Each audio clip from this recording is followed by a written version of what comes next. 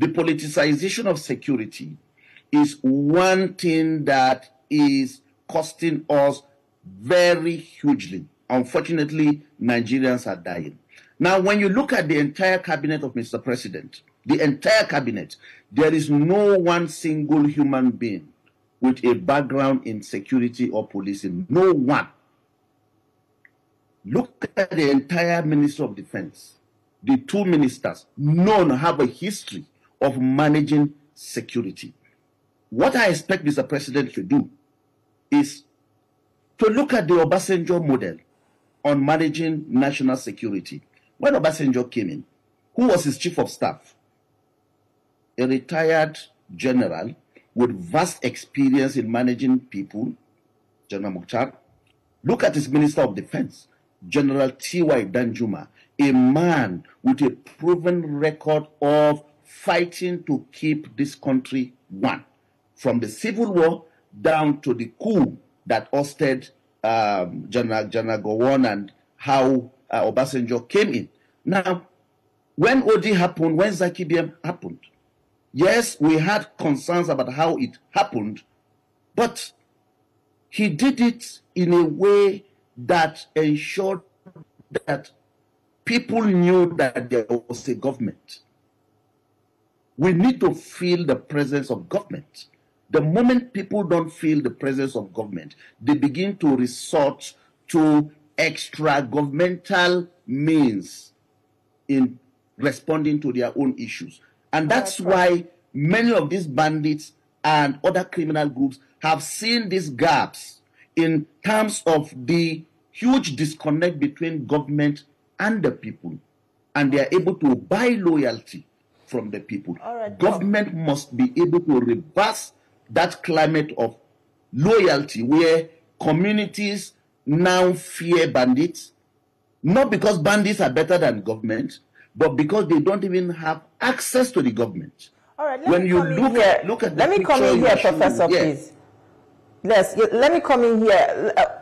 We have information that, you know, in Benue and also in Plateau, the communities actually shared intelligence with the security agencies before those attacks happened.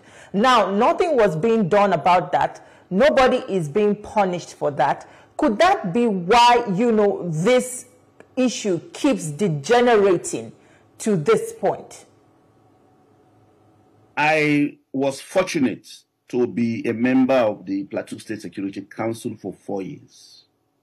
And I can tell you firsthand that sometimes, even when communities give this intelligence, security agencies doubt this intelligence.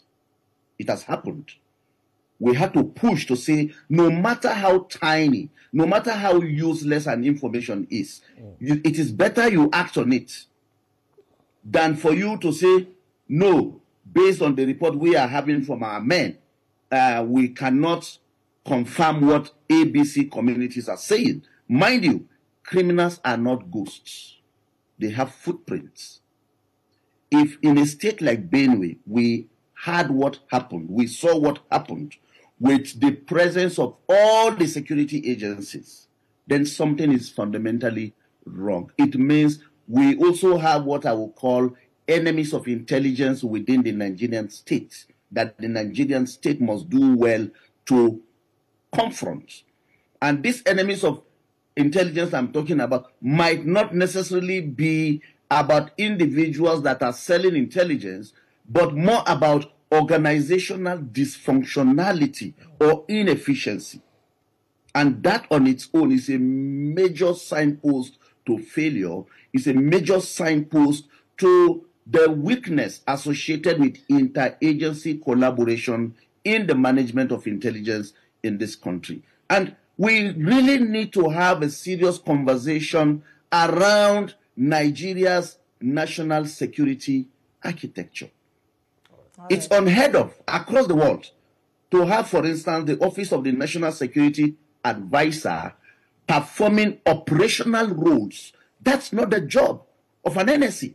The job of an NSA is purely advisory. But look at, for instance, the Office of the NSA in Abuja. It's far bigger than even, it's competing with the National Assembly. It doesn't happen anywhere. Even in the United States, the office of the NSA is right in the villa, in the White House. Very small. Your job is to advise, allow defense headquarters, allow IG of police to do their job, and all you do is to coordinate with a view to providing Mr. President with expert advice on how these security and military institutions